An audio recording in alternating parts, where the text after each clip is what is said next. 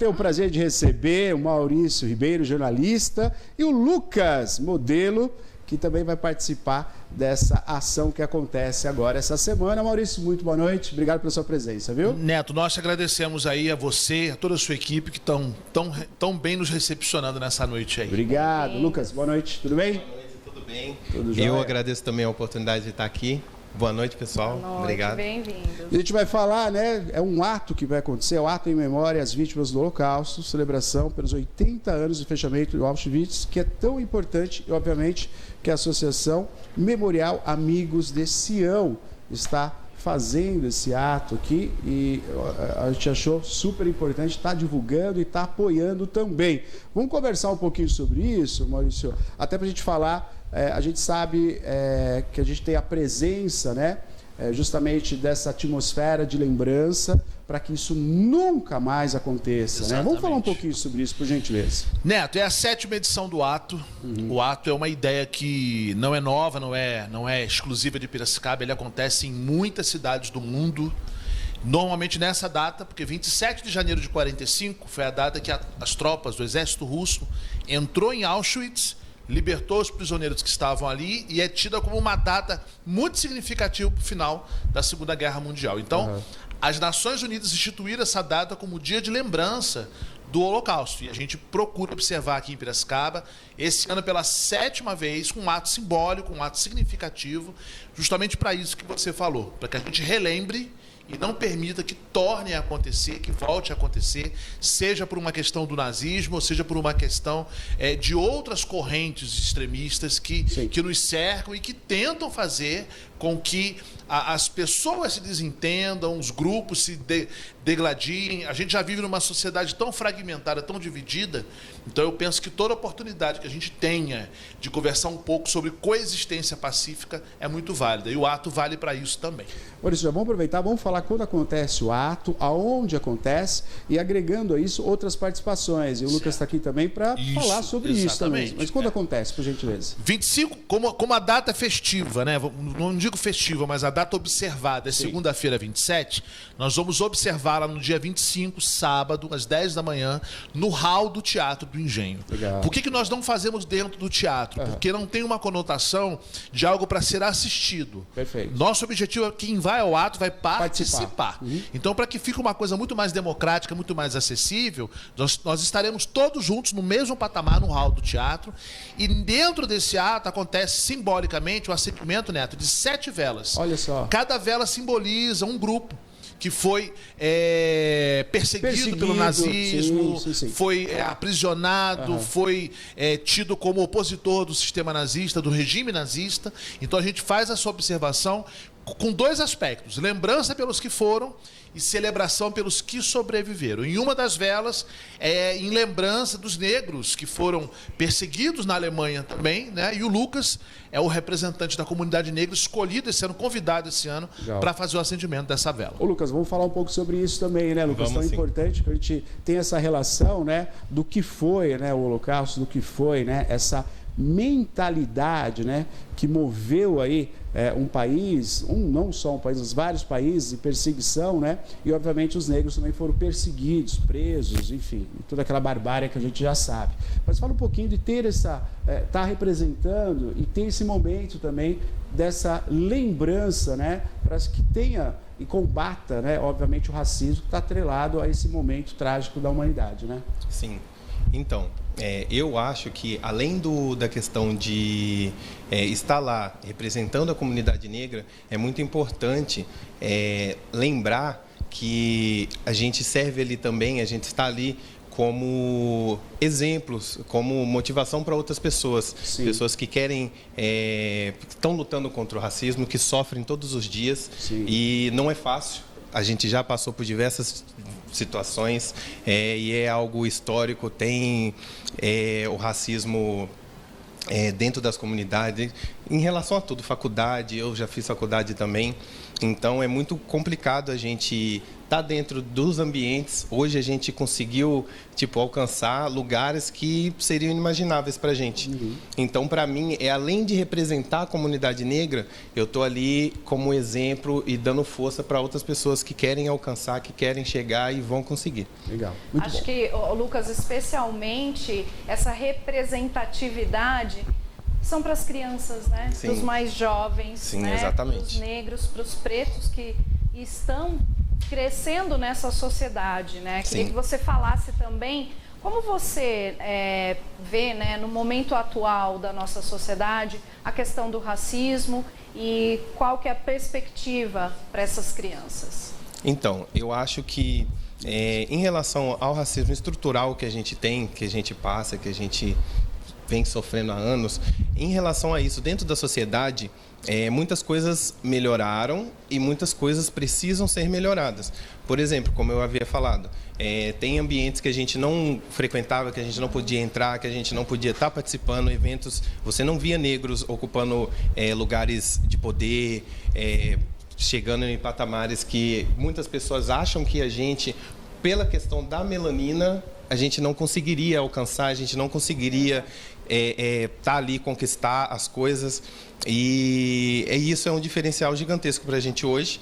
Então, eu acho que isso melhorou, mas em relação ao que precisa ser melhorado, tem a questão do racismo estrutural, que vem muito disso. A gente vê, por exemplo, eu que trabalho em mercado, muitas das vezes você está ali no mercado, passa uma criancinha, comenta alguma coisa, e isso pelo fato de estar num ambiente que já existe esse racismo, que às vezes parece que passa despercebido, mas não passa. Estamos ao vivo, 991-41-1048, você pode participar conosco, ou 2534-1234, é nosso WhatsApp para você participar conosco. Estamos aqui divulgando, né, e apoiando o ato em memória às vítimas do Holocausto, obviamente aí representando, como o Maurício falou, muito bem elaborado, viu, Maurício?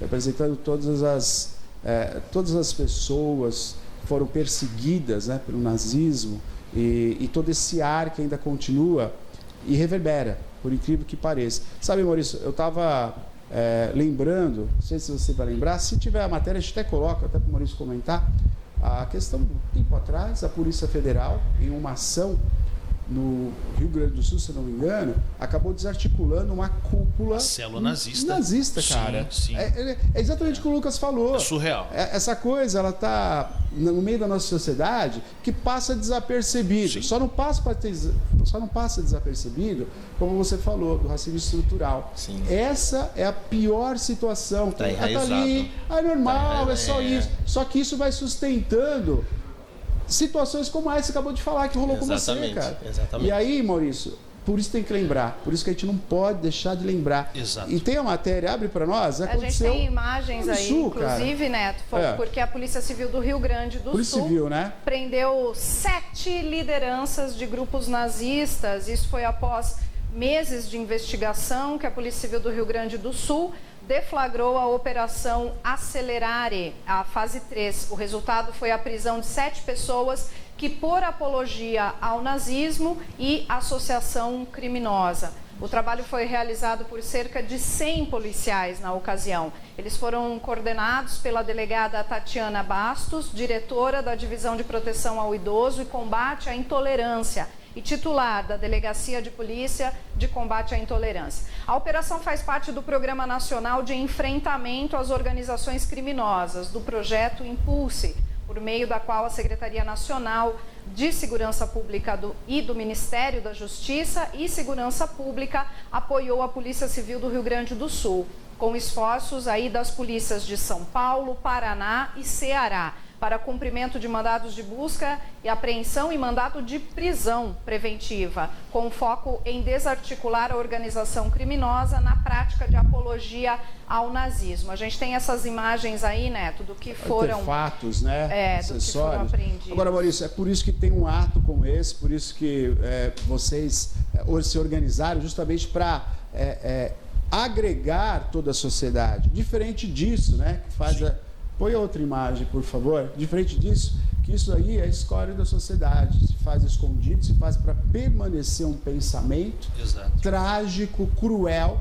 E a gente não pode passar batido, né? Tem que combater. Sim. Então, quando uma pessoa que se sente discriminada aciona a polícia, quando a gente vê atitudes como essa, uma organização muito bem organizada, com vários...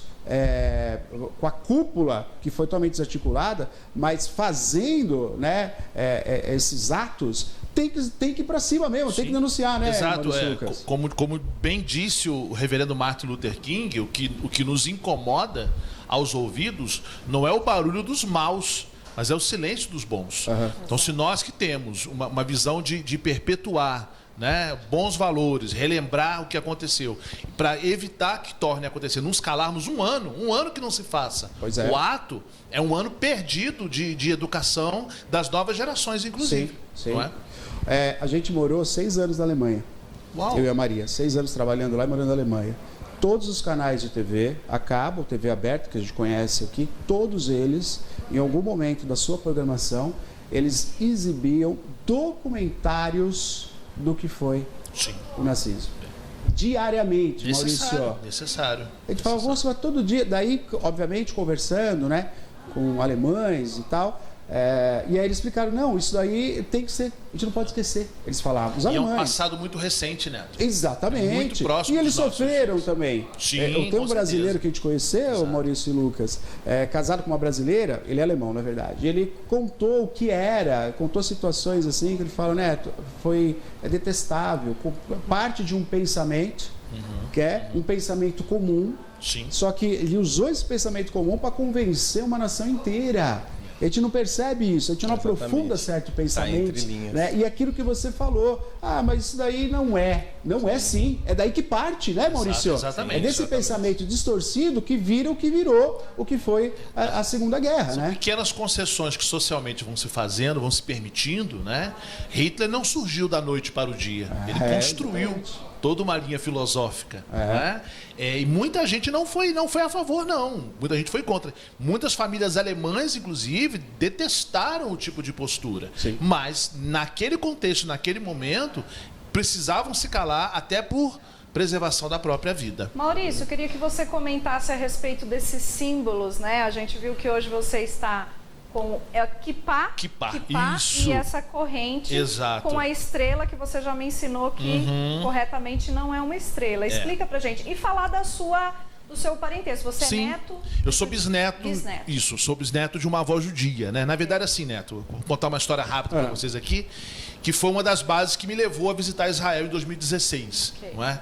A minha bisavó chegou no Rio de Janeiro da Espanha sem um documento, sem um nome, um sobrenome. Ela só sabia dizer que se chamava Josefa. E ali fizeram um documento para ela, Josefa de Espanha, com hábitos muito judaicos. Ela limpava a casa na sexta-feira até o pôr do sol, não comia comida com sangue, só varria da porta para dentro. Apesar dela não ter coragem de se dizer judia, todo o comportamental dela era de uma pessoa judia. No decorrer das gerações, a minha família se tornou católica, protestante, e aí na minha geração eu fui a Israel e comecei a estudar um pouco melhor isso. Fiz um exame de ancestralidade por DNA e comecei a me aproximar um pouco mais da cultura judaica. Então, o kippá, a despeito de parecer um artefato religioso, ele é um artefato cultural. Ele simboliza, né, uma confissão pública de que existe uma autoridade sobre a minha cabeça. Então, como os católicos têm o hábito, Neto, de tirar o chapéu na missa, né, no culto judaico nós cobrimos a cabeça. É um conceito contrário, vamos dizer assim, uma outra leitura, não é? Então, em Israel você vê kippá de todo jeito, kippá da Lacoste, da Nike, é um artefato de uso cotidiano, né? Aqui ele quebra um pouco o paradigma, mas no cotidiano do judeu e do Estado de Israel é muito comum. E o Magen Davi, que é o escudo de Davi, a minha câmera é essa aqui, né? Sim. É o escudo de Davi. A gente chama de estrela porque na nossa cultura é essa figura geométrica chamada de estrela. Certo. Mas no hebraico é o Magen David, que é o escudo de Davi. Foi feito um trabalho arqueológico e se encontraram escudos da antiguidade, escudos de metal, né, em sítios arqueológicos, com esse símbolo já gravado, porque são duas letras Dalet sobrepostas, de David. Então os dois sobrepostos formaram esse desenho que para nós parece uma estrela. mas não pode ser chamado de estrela, é um escudo. É um né? escudo. Tem um símbolo de identidade judaica e que hoje nós usamos com muito orgulho, mas que na Segunda Guerra era um símbolo de vergonha, né? Aplicado em Sim, faixas, né? em bordados, para marcar lojas, isso, para marcadas. estigmatizar. Exatamente. Ô Maurício, quantos descendentes hoje em Piracicaba, judeus, você tem esse número? Nós temos pouco mais de 50 pessoas. Olha só. E isso, Neto, se nós considerarmos os de tradição sefardita, né, que é da Península Ibérica, e askenásica da Europa. Porque muitos brasileiros são descendentes de judeus sem saber. Olha só. Tá? Aí é um trabalho para uma outra pra vinda busca. aqui. A gente pode trazer muito documento para mostrar para vocês. Os nomes Oliveira, Pereira, Carneiro são nomes aportuguesados de nomes judaicos que eram proibidos, né? Nomes que não podiam ser utilizados. Né? Então, muito brasileiro é judeu sem saber. E em Israel há muitos negros que são etíopes e que são descendentes, né, de judeus da antiguidade, que segundo a gente acredita por pesquisa, quando a rainha de Sabá visitou Israel e se apaixonou por Salomão, ela volta para casa com muitos presentes, inclusive um filho no ventre. E o lugar onde mais se tem sinagogas fora de Israel é justamente na Etiópia. Na Etiópia. Olha Super só. curioso isso. Muito curioso mesmo. Nós temos aqui na Rua do Porto, para quem é de fora assiste a gente, isso aqui é o Parque da Rua do o Porto. Marco da Paz. O Marco da Paz, né, Exato. Maurício? Nós fazíamos o ato aqui. Fizemos durante um ano. Correto. No segundo ano que nós voltamos para fazer ali, nós tínhamos uma previsão meteorológica de muita chuva para aquele sábado. Então nós entramos em contato com o poder público, a Secretaria da Cultura nos cedeu o hall do Teatro do Engenho e aí tornou-se um ambiente muito mais adequado, porque ali você tem água potável, para pessoas de idade tem onde se sentar, você tem banheiros à disposição. Então, em função disso, nós mudamos de lugar, mas a filosofia continua, não é? É como se nós levássemos um pedacinho do Marco da Paz para dentro do Teatro do Engenho. Maurício, assim, aqui em Piracicaba teve a sinagoga, né? Sim. Aliás, queria que você falasse um pouquinho sobre isso. A sinagoga foi construída, depois ela foi derrubada, né? Exatamente. Falar um pouquinho dessa história rapidamente. E nesse ato que vai acontecer sábado, a gente vai ter uma presença também ilustre, obviamente. Muito né? significativa. Muito significativo. Todos vocês, os representantes da cidade, mas a convite também. Vamos falar disso, por gentileza. Vamos lá. Na década de 20... Essa aqui, ó. 1927, exatamente. Essa é a fachada. É a fachada, ali na Rua Ipiranga, 826. 826. Hoje é um terreno baldio, com grama. Para quem está nos assistindo e é de Piracicaba ter uma noção do que nós estamos falando, quando você sai do mercado ali do centro, ali do... Pode falar o nome do mercado? Pode, claro. Ali é Jaú, né? É o Jaú no né? centro? Isso. Quando você sai pela saída secundária do Jaú, você dá de frente para esse terreno. Ali era uma sinagoga. Essa sinagoga funcionou até a década de 70. Depois as famílias cultivaram o hábito de ir prestar culto em sinagogas em Campinas e em São Paulo. O prédio acabou sendo vendido e quando se entrou em 2006, quando se entrou com um processo de tombamento desse prédio, dessa edificação, com essas características, Maria, ó, da Maguém Davi na janela, Maguém Davi no alto, né, que é o característico da construção judaica. No ano que se entra em maio com esse pedido, em agosto o novo proprietário derruba. Puxa. Então o processo estava tramitando no Condepac, né, e hoje está um terreno inservível. É como se nada ali fosse para frente, como se fosse uma marca. Só vai para frente o dia que voltar a ser uma sinagoga. E há uma proposta, de repente, de assumir novamente? Nada de concreto. Tá. A bem dizer, Neto, eu não posso nem falar em nome da comunidade judaica. Eu tenho muitos amigos judeus, os Rosenthal, o Daniel, os filhos, o irmão, a esposa, a doutora Laurisa Cordelazzi, que foi vereador em Piracicaba, é judia também, hoje mora em Rio das Pedras, doutor William Bueno, né? Alguns núcleos judeus que ainda vivem aqui, que são dos primeiros que vieram, né? Da Bessarábia, do leste europeu, e se instalaram em Piracicaba na década de 10 e de 20 do século passado. Não existe essa mobilização no sentido de voltar a ter uma sinagoga. Tá? Mas não é algo impossível, ok? Eu estou aos poucos me reaproximando das raízes judaicas. Perfeito. Que é uma coisa que para mim faz muito sentido e onde meu coração fica em paz. Eu fui para Israel ficar uma semana e chorei todos os dias. E há uma palavra profética mesmo do Antigo Testamento, como se diz na Bíblia católica e protestante, de que Deus recolheria de volta todos os que são seus. Quando o avião pousou, eu senti senso de pertencimento tão grande, aquilo foi tão profundo. E visitando um museu lá, é um museu muito tecnológico, e tem uma característica interessante. Você entra num anfiteatro e onde uma voz em português, né, porque o nosso grupo era brasileiro, pede para você estender a mão. Quando você estende, tem sensores Kinect no teto, Sim. tipo de Xbox. E eles projetam na sua mão o nome de uma vítima do Holocausto. Olha só. Quando eu vi um nome projetado na minha mão, que era o Moshe, que é o Moisés, né? Que era o nome de alguém que morreu no Holocausto. Mais uma vez eu desabei a chorar e daquele momento eu tive a clara certeza. Eu precisava voltar para o Brasil e fazer algo em prol de que essa história não fosse esquecida. Né? Nós temos um ato muito significativo em São Paulo, vai acontecer no domingo, dia 26, na sinagoga Etz Haim, no centro de São Paulo. É um evento grande, é um evento assim, com um aparato policial que se isolam 5 quadras em torno da sinagoga, porque vem a presença do vice-presidente da República, do governador, né, de autoridades outras. Mas o nosso ato, apesar de ser íntimo, né, apesar de ser uma coisa singela e pequena, vai ganhando um peso de significação tão grande que esse ano nós estamos conseguindo trazer um sobrevivente do Holocausto. Olha isso. O senhor Yoshua Stru é um romeno, ele naturalizou-se brasileiro, ele mora em São Paulo, ali ele se casou, teve filhos, netos e bisnetos. Ele está com 91 anos, ele chega na sexta-feira para passar o Shabá conosco no hotel, vamos fazer um jantar de Shabá para recebê-lo, e no sábado de manhã ele vai estar compartilhando a história dele dentro do ato memorial. Que maravilha. Aqui é uma graça, Tá aí, ó, uma figura. Só. Que legal. Legal, Maurício. Quero agradecer, Lucas, a sua presença também aqui. Mais uma vez eu destaco essa importância, né, de todos ali estarem presentes, sendo representados ali através das velas. Acho que a ideia é maravilhosa, é isso mesmo. A gente não pode jamais, né, deixar essa data passar desapercebido e trazendo também, né, outras situações na nossa sociedade para abrir essa reflexão. Sim. Isso é importantíssimo, né?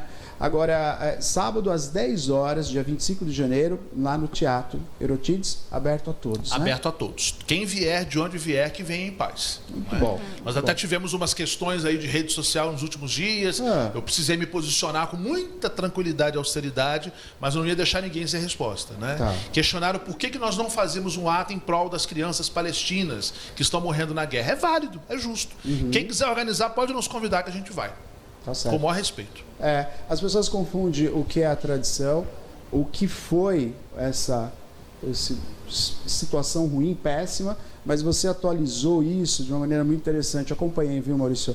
Eu acho que assim, nada tem a ver o que hoje a política daquela região discute com toda essa tradição e com todo esse horror que aconteceu. Tem que ser discutido, tem que ser discutido. As pessoas confundem um pouco, até levadas pela emoção, que é muito triste ver aquela guerra que está acontecendo hoje. Exato. Assim como foi triste ver o que aconteceu.